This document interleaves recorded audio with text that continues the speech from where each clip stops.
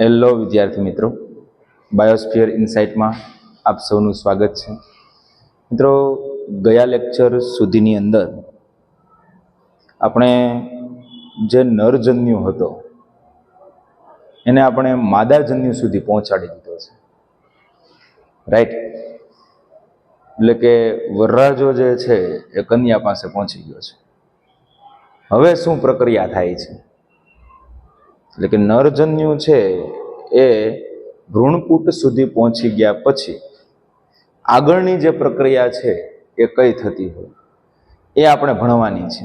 પણ એ પહેલા હું તમને થોડું યાદ દેવડાવી દઉં કે અત્યાર સુધીમાં આપણે જે પ્રક્રિયાઓ કમ્પ્લીટ કરી છે એ કઈ ઘટનાઓ હતી? યાદ કરો. પૂર્વ ફલન એટલે કે ફલન પહેલાની ઘટનાઓ હતી. અને હવે આપણે જે ઘટનાઓનો અભ્યાસ કરવાના છીએ એ ફલન ઘટનાઓ છે. એટલે કે નરજન્યુ અને માદાજન્યુ બંનેનું હવે જોડાણ થવાનું છે. તો બેટા, એ જોડાણ છે એ કેવી રીતે થાય એ આપણે આજે ખૂબ સારી રીતે અને એકદમ મજબૂતાઈપણે છે એ આપણે સમજવાનું છે. બેટા, તમારી સ્ક્રીન પર તમે જોઈ શકો કે આપણો આજનો ટોપિક કયો છે? बेवड़ू फलन. फिर से बोलूंगा. लोग बोलते हैं नाम में क्या रखा है, लेकिन मेरे दोस्त नाम में ही सब कुछ रखा है. तो एक एक शब्द ઉપરથી તમને ખબર પડતું હશે. બેવડું, ઓલા બેવડા નહીં સમજતા હો પાછા, નહીતર કહે કે જે વધારે પડતું આલ્કોહોલનું સેવન કરી ગયા હોય એને બેવડા કહેવાય આપણી સાદી તળપદી ભાષામાં. પણ ઈ બેવડું નહીં. બેવડું એટલે બે વખત શું થાય? ફલન થાય, જોડાણ થતા હોય, બરાબર? તો એને આપણે શું કહેવાય? બેવડું ફલન. તો એક્ઝેક્ટલી આ બેવડું ફલન કેવી રીતે થાય એના ઉપર થોડો આપણે પ્રકાશ પાડીએ. તો આજનો આપણો સરસ મજાનો ટોપિક છે ડબલ ફર્ટિલાઇઝેશન, મતલબ કે બેવડું ફલન. Double fertilisation.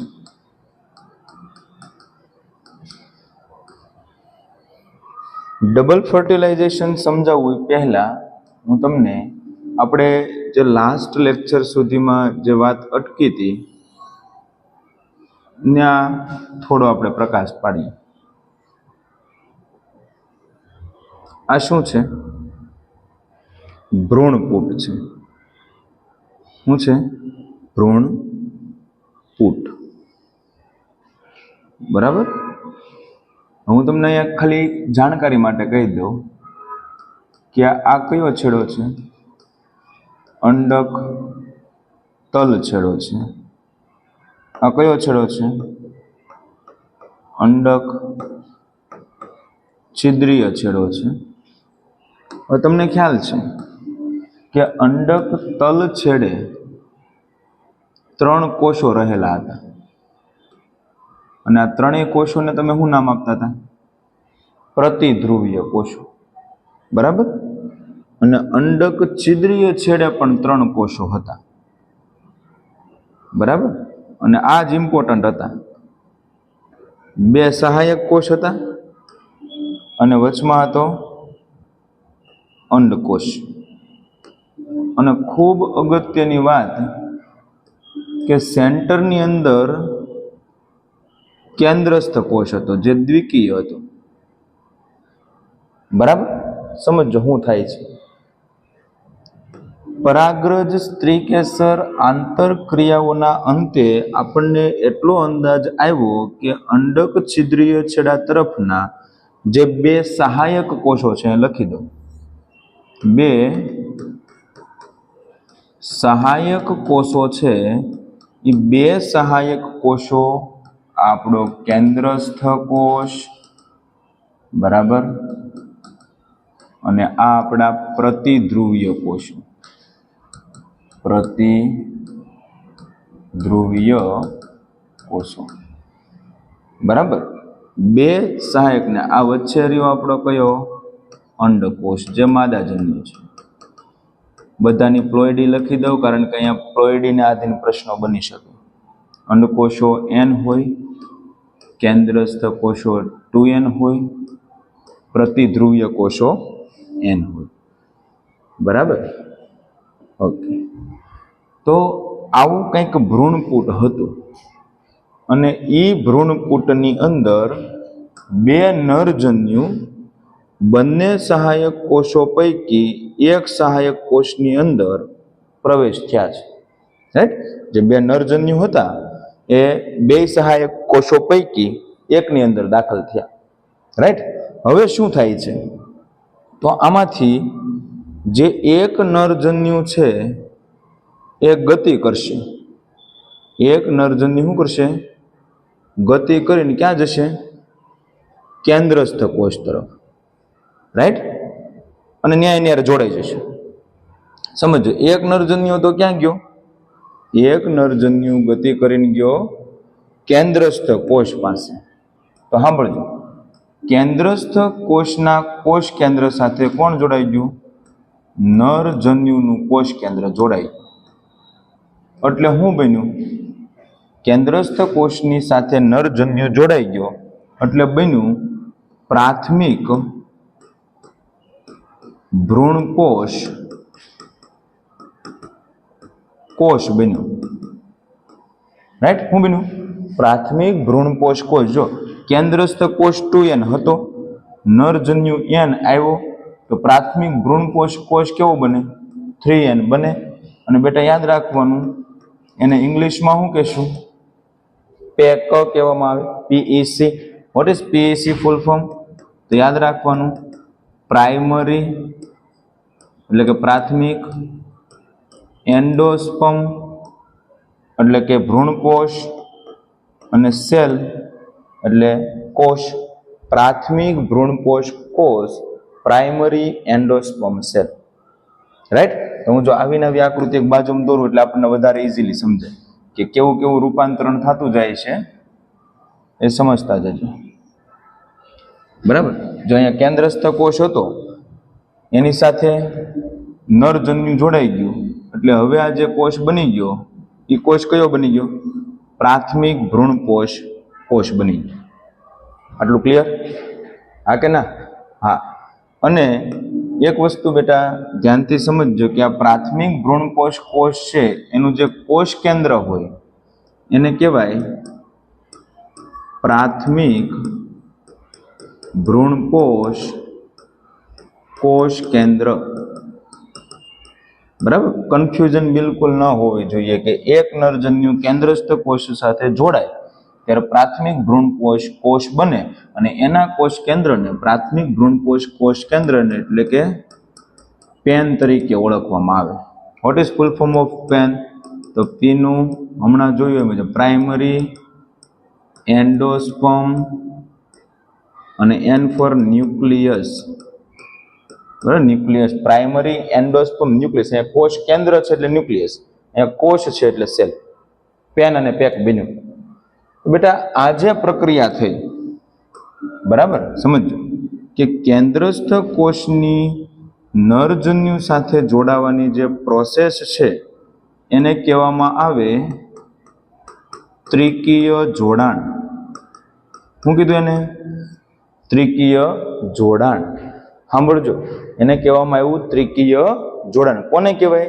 કે બે પૈકીનો એક નરજન્યુ કેન્દ્રસ્થ કોષ સાથે જોડાય અને પ્રાથમિક ભ્રૂણકોષ કોષ બનાવે એને શું કહેવાય? ત્રિકીય જોડાણ. આટલું ક્લિયર બધાને? એક નરજન્યુનું કામ પૂરું. બીજાનો વારો સમજજો. બીજાનો વારો કે જે બીજું નરજન્યુ હતું એ કોની હારે જોડાય? બાજુમાં રહેલ અંડકોષ સાથે જોડાઈ જાય. કોની સાથે જોડાઈ જાય? અંડકોષ સાથે. અને અંડકોષ સાથે જોડાઈ જાય ત્યારે શું બની જાય? સમજો, શું બની જાય? યુગ્મનજ. બરાબર? આ શું બની ગયું? યુગ્મનજ. કઈ રીતના યુગ્મનજ બન્યું છે અહીંયા ધ્યાનથી સમજજો કે અંડકોષ હતું એની સાથે શું જોડાણું? નરજન્યુ જોડાણું. નરજન્યુ પણ N હતું અને એ બે જોડાણા એટલે શું બની ગયું? યુગ્મનજ. અને યુગ્મનજ કેવું હતું? 2n. રાઈટ? કારણ કે નરજન્યુનો N અને અંડકોષોનો N. તો યુગ્મનજ 2n થઈ ગયું. ક્લિયર? તો બે નરજન્યુ હચવાઈ ગયા. ખાસ અગત્યની વાત કે અહીં અંડકોષ અને નરજન્યુ જે જોડાય છે, બરાબર, જો અહીંયા કોણ કેન્દ્રસ્થ કોષ અને નરજન્યુ જોડાતા હતા તો શું કીધું? ત્રિકીય જોડાણ કીધું. અને અંડકોષ અને નરજન્યુ જોડાય તો એ પ્રક્રિયાને કહેવામાં આવે સંયુગ્મન. શું કહેવામાં આવશે? સંયુગ્મન તરીકે ઓળખવામાં આવશે. મેં હમણાં તમને યાદ કર્યું હતું, યાદ કરો, તમને હમણાં કીધું હતું કે જો ત્રિકીય જોડાણ અને સંયુગ્મન એમ બે પ્રકારના જોડાણો થતા હોય તો એને શું કહેવાય? બેવડું ફલન કહેવાય. ભૂલાય નહીં. કારણ કે બે નરજન્યુ હતા, એમાંનો એક કેન્દ્રસ્થ કોષ સાથે જોડાય અને બીજો અંડકોષ સાથે જોડાય છે, એટલે કે ત્રિકીય જોડાણ અને સંયુગ્મન થાય છે. આને આપણે શું કહીશું? બેવડું ફલન. રાઈટ? તો હવે બેટા તમને પૂછે કે બેવડા ફલનની નિપજ શું હોય? બેવડા ફલનની નિપજ શું? તો તમને યાદ રહેવું જોઈએ. એક નિપજ કઈ છે? પ્રાથમિક ભ્રૂણપોષ કોષ. રાઈટ? અને બીજી નિપજ કઈ છે?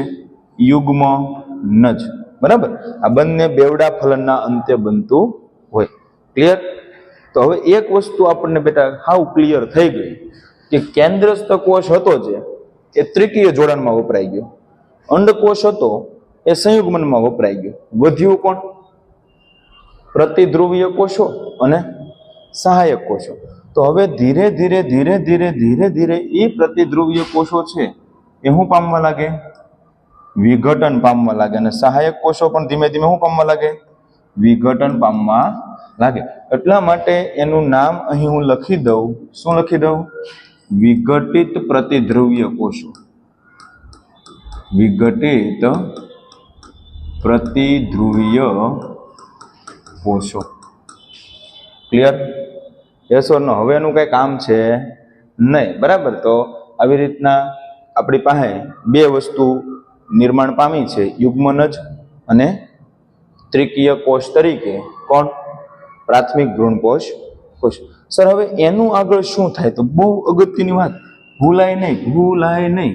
તો કે બેવડા ફલનના અંતે જે યુગ્મનજ બન્યું છે, જે 2n છે, એનો બેટા વિકાસ થાય, પશ્વફલન ઘટના થાય, ત્યારે શેનું નિર્માણ થશે?